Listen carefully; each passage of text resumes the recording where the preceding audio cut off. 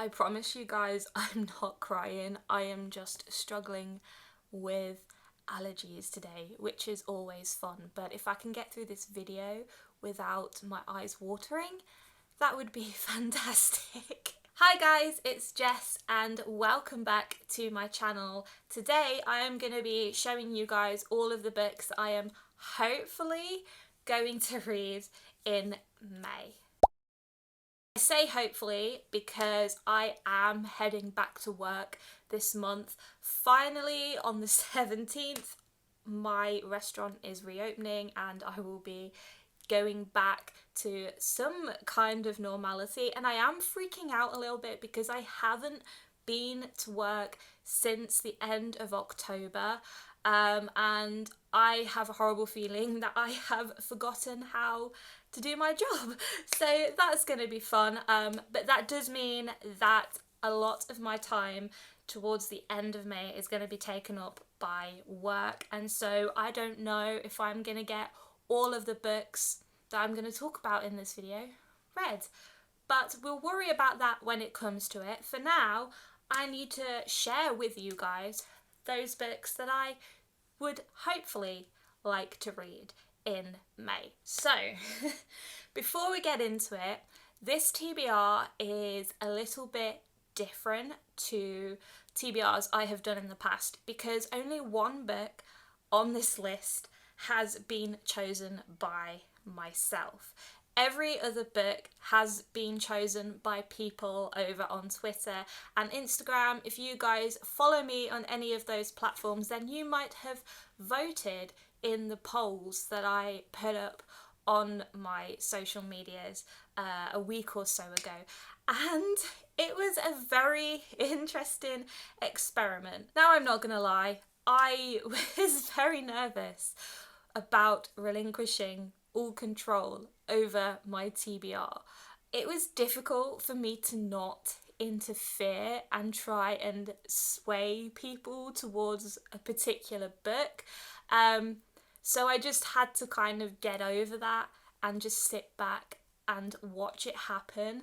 But it was very interesting. It was really interesting to see which books came out on top, and I am pleasantly surprised actually by some of the results, because I had a bit of an inkling on which books I thought was going to win, just based off people's opinions on certain books online, and people's reading tastes and things like that. But yeah, I am pretty happy with the selection that I have got going on here right now, and so without further ado, we're just gonna get straight into it.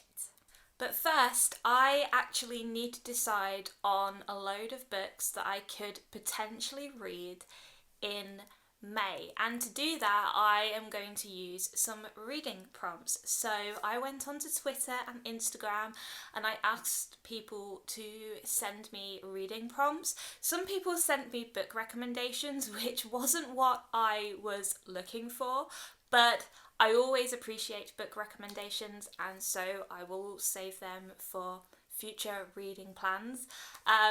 But some people sent me some really good reading prompts and I have put them all in this glass. I've written them all on little bits of paper and they are all in this glass. I also added a few of my own ideas, things that I could do for reading in May.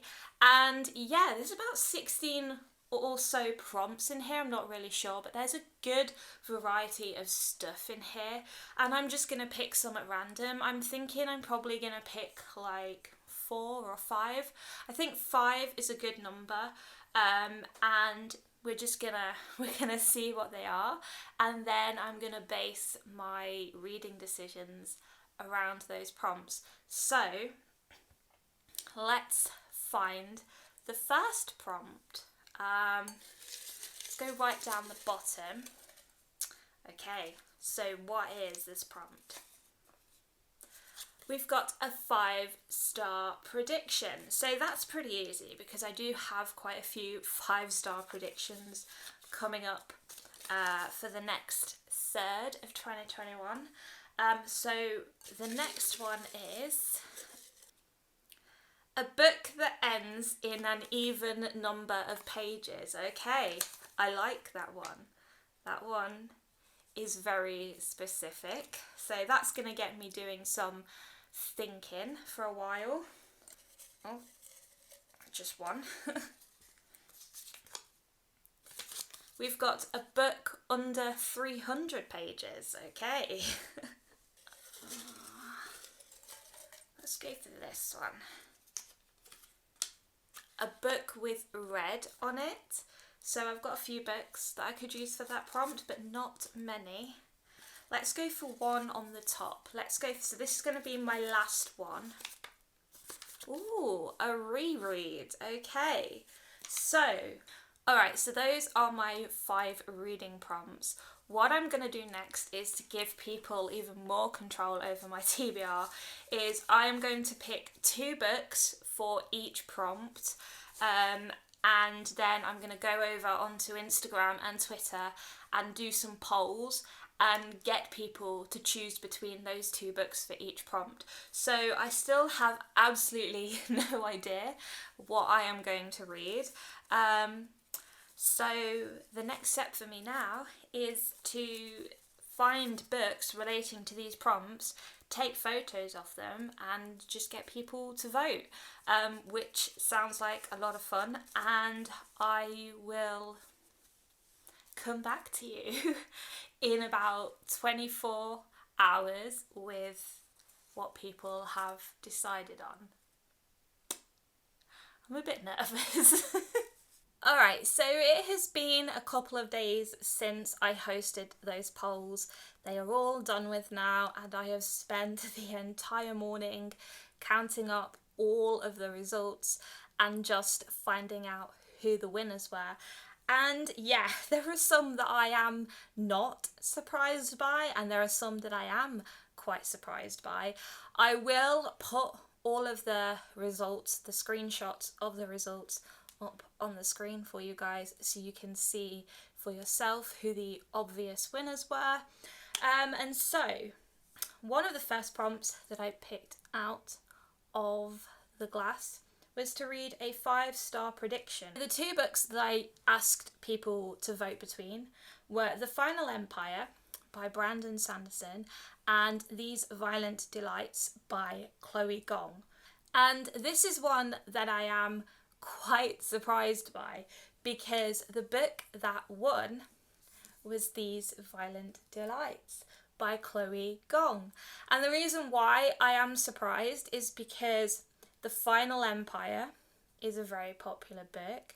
The Mistborn Trilogy is a very popular series. I don't really know anyone who hasn't read it other than myself, which is very shameful, I know. And at the beginning of the poll, when I put it up, and within like the first couple of hours, The Final Empire was winning by a long shot. People were voting for that like crazy. And I remember putting up on my Instagram stories a picture of me saying that I regretted putting These Violent Delights up against The Final Empire because I kind of knew what the outcome was going to be, but I was wrong. Both books I absolutely want to read, but this book has been one of my most anticipated books for quite some time now. I've been really dying to read it. I've heard so many amazing things about it, which is why it is one of my 5-star predictions.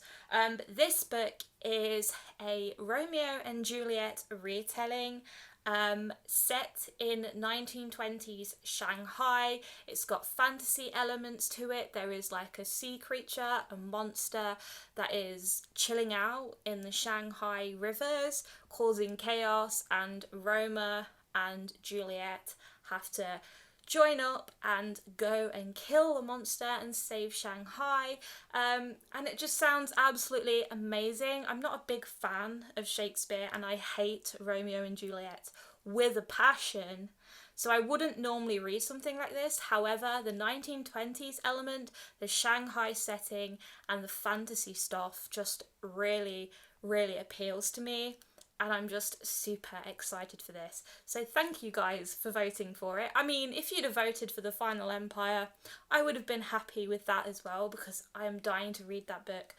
But, oh, finally I can get to this.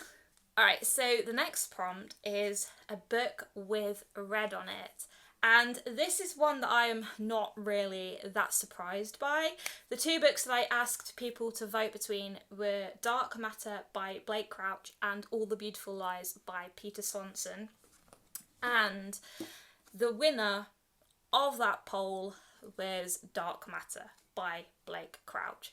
And again, yeah, I'm not surprised, because I don't think many people have read All the Beautiful Lies by Peter Swanson. It definitely wasn't a book by Peter Swanson that I had ever heard of until I received it in the post. And also, a lot of the people that I interact with on Twitter and Instagram don't really read thrillers. They read more things like fantasy and sci-fi.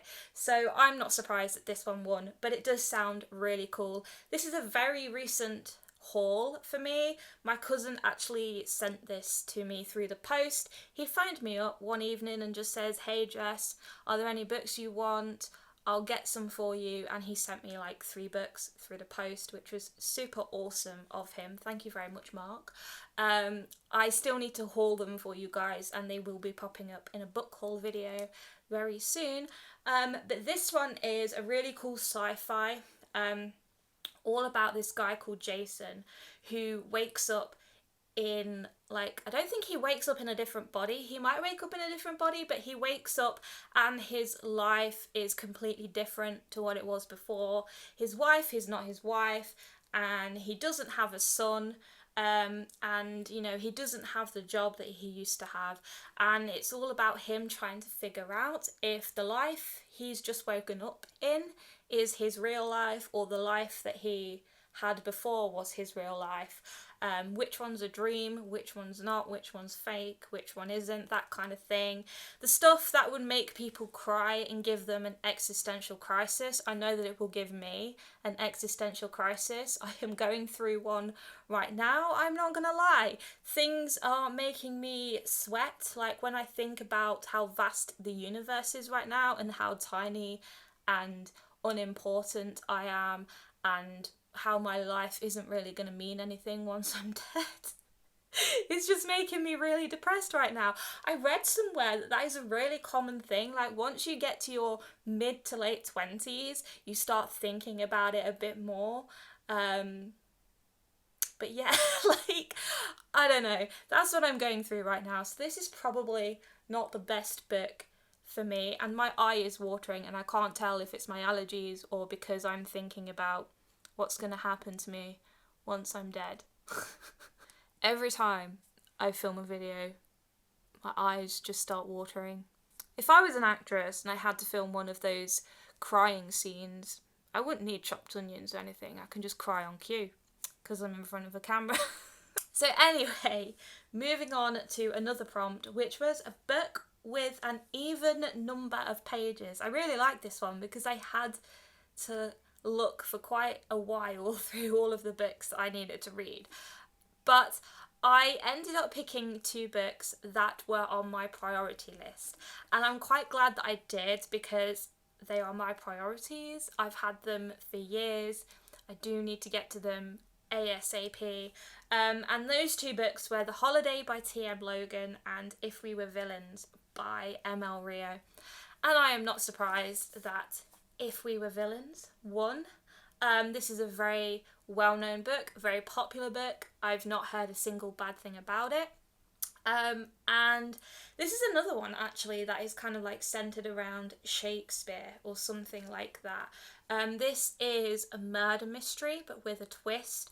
We are following this character called Oliver, who at the start of the book has just been released from prison. He spent 10 years in prison accused of murder.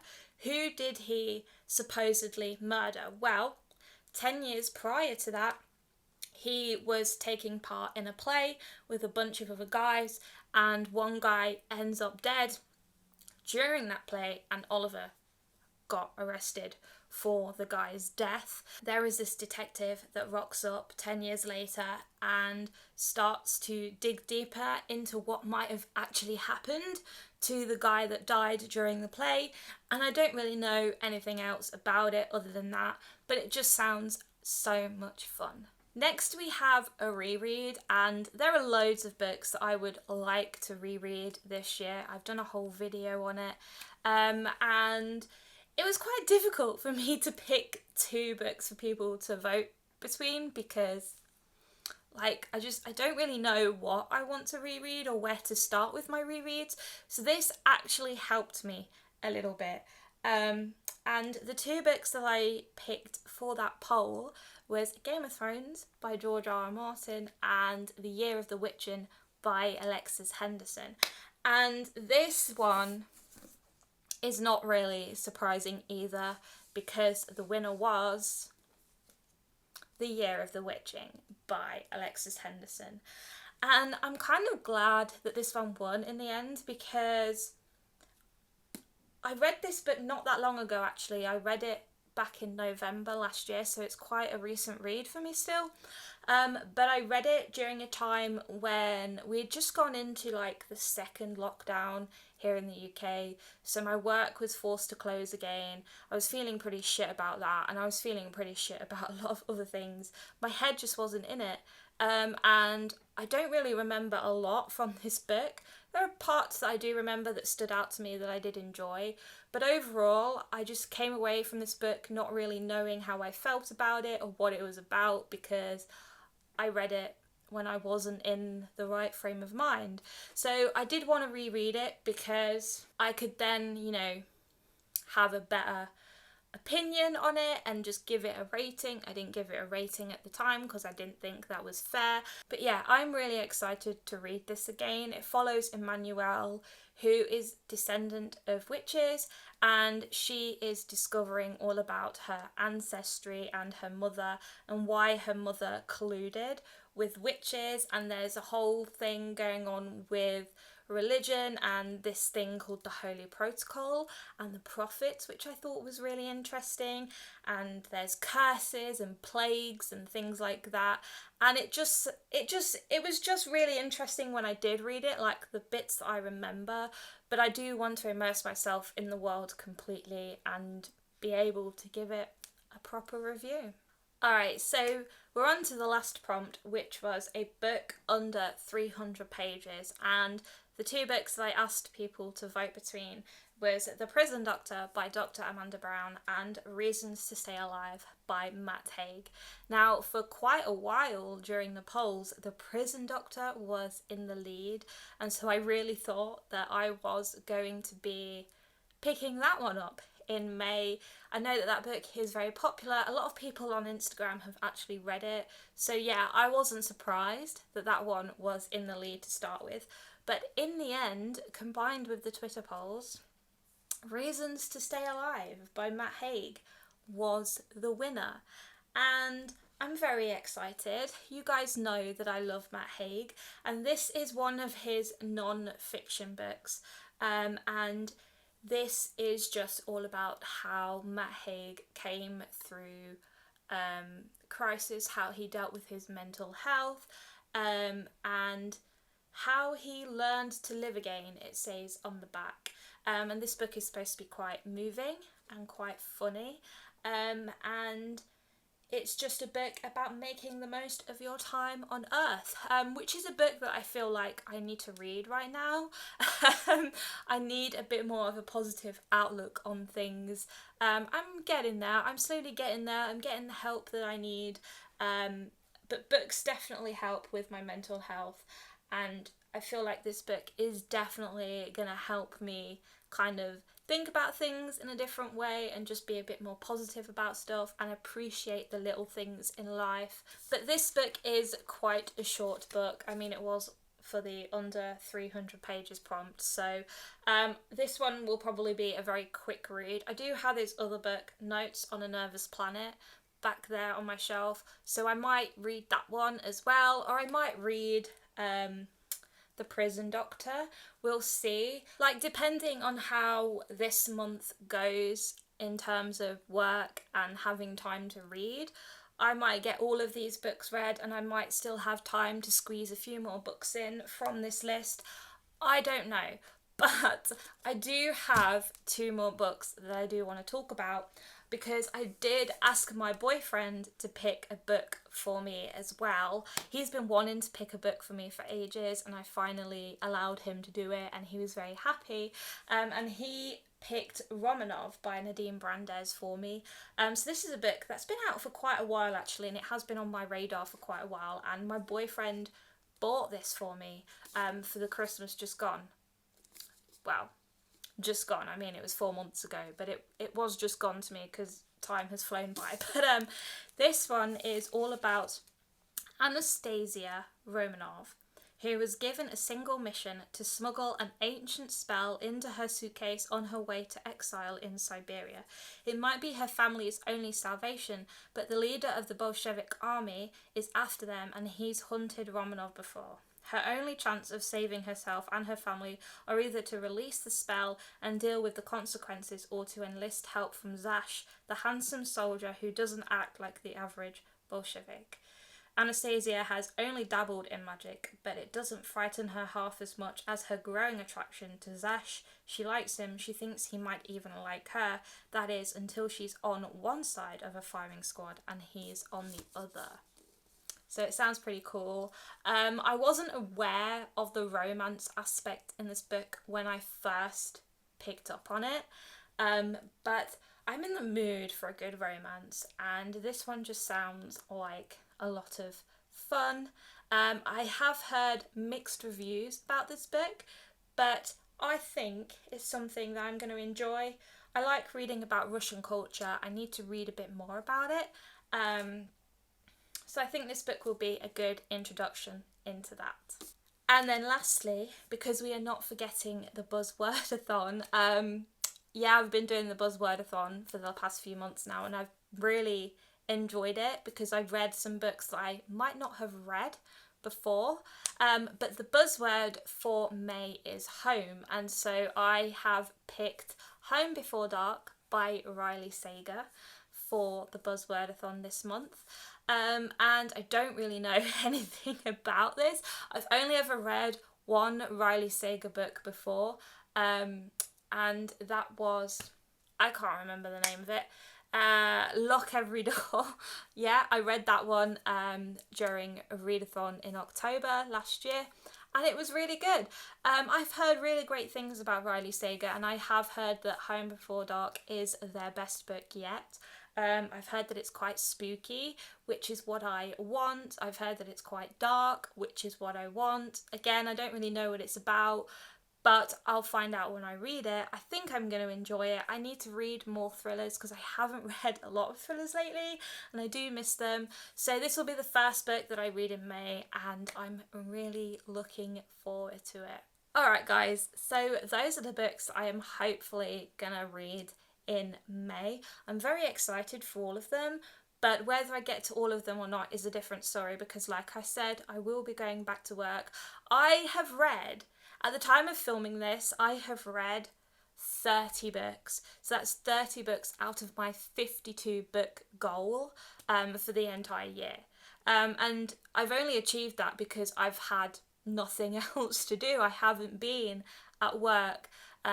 So I've had all this time to read as much as I want, when I want, and it has been great. And so I am going to miss having that freedom to just sit down and read for as long as I want without having to worry about getting ready for work or going to bed for work and things like that. So I am going to miss that, but I am looking forward to getting back to some kind of normality, whatever that may look like. And yeah, we'll see how the month plays out. I might read all of these, I might read a few extra books, I might not read all of these, I don't know, but we'll find out at the end of the month when I do my wrap up. But yeah, there we go, that is my May TBR, and I'm going to wrap this video up here. Please let me know in the comments down below if you have read any of these books and what you thought of them. I always appreciate the feedback. Or let me know if you're planning to read any of these books as well. Please leave a cheeky thumbs up if you liked this video, and please subscribe to my channel so you can see more videos from me in the future, and I will see you all in my next video very soon. Bye guys.